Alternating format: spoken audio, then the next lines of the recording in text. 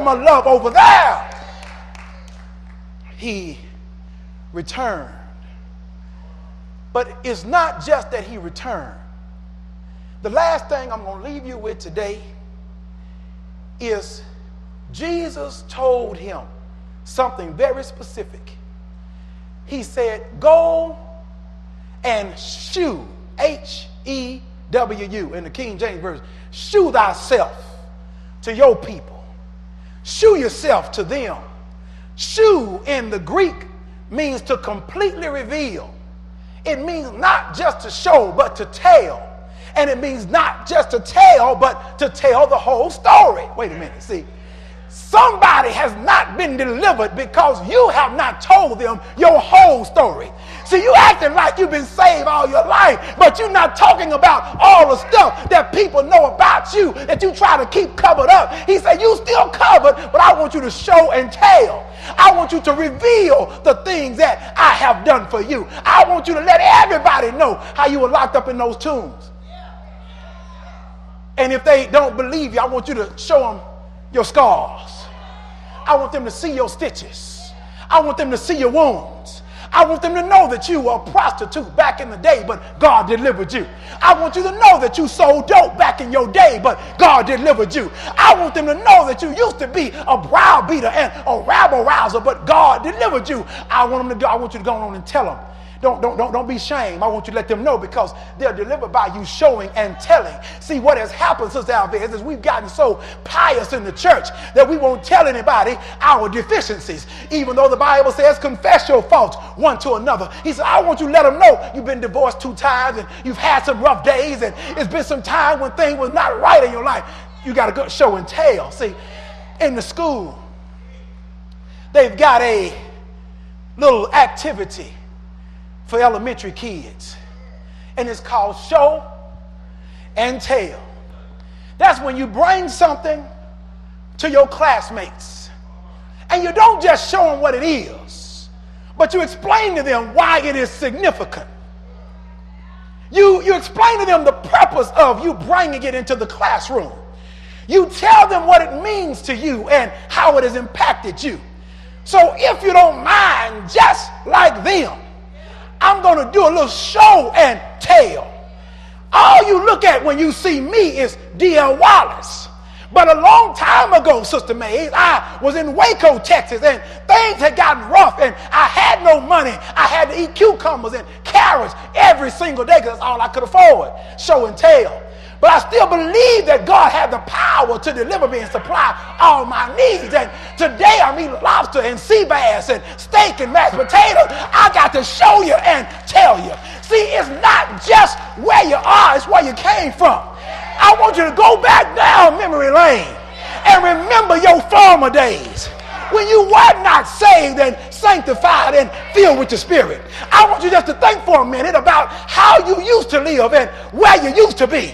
I want you to know what people don't know nothing about you, what you did in the midnight hour that you shame to talk about. He said, go and reveal it all today. He said, I want you to show and tell. I want them to know that you wasn't a good husband. I want them to know that you might not have been a good father all the time. I want them to know your upswingings and your downrising. I need them to know everything about you, because you got to go tell these folks. So if I use my sanctified imagination, I can imagine this man, Brother Mose, knocking on doors throughout his city. And when people opened it, he might have said, wait a minute, I'm not here to beg for anything. I'm not asking you for money or any kind of food. But do you remember the howling that you heard a few nights ago? That was me.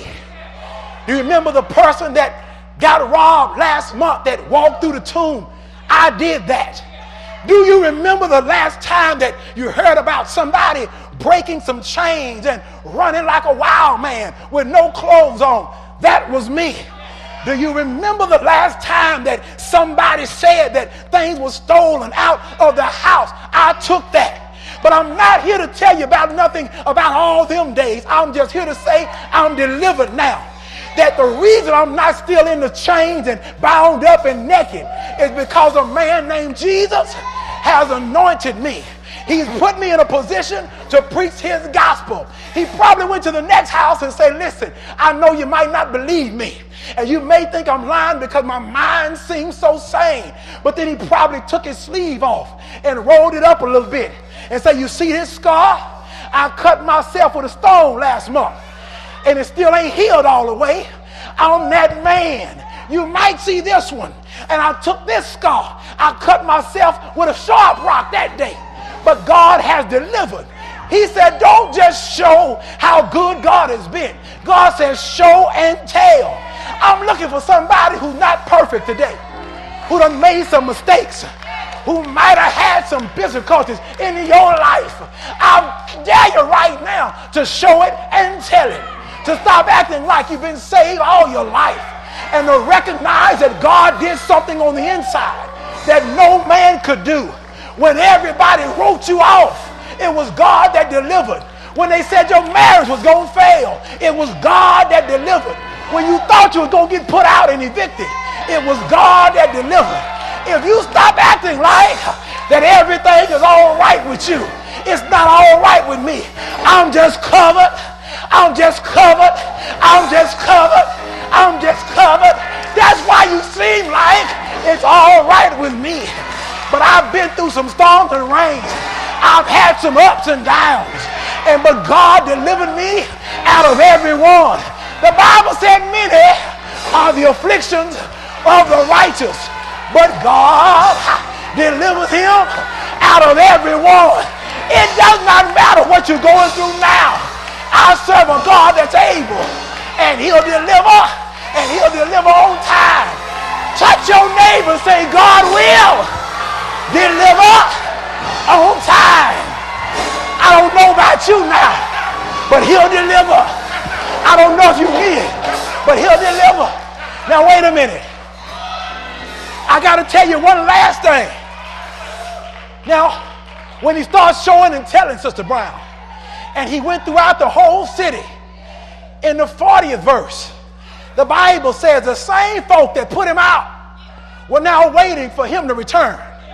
The only reason folk ain't waiting on Jesus is because they haven't heard your testimony. If you tell it like it T.I. is, your mama will start waiting on Jesus. If you tell it like it is, your son and daughter will wait on Jesus. If you tell it like it is, all the folk that thought they didn't love him will start coming to him. If you tell it like it is, they'll come from Stop 6 and Forest Hill and Northside and Como looking for the same Jesus that did that for you. I don't know about you today, but I'm going to tell it like it is. God is.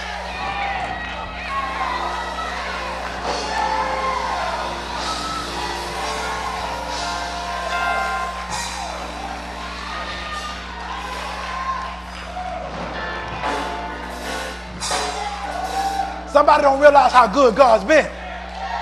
I ask you just to think back a few years. Think back a few weeks. Some of y'all can think as far as last night. He'll deliver you if we go ahead and let go and let God. Everything will be all right. That's my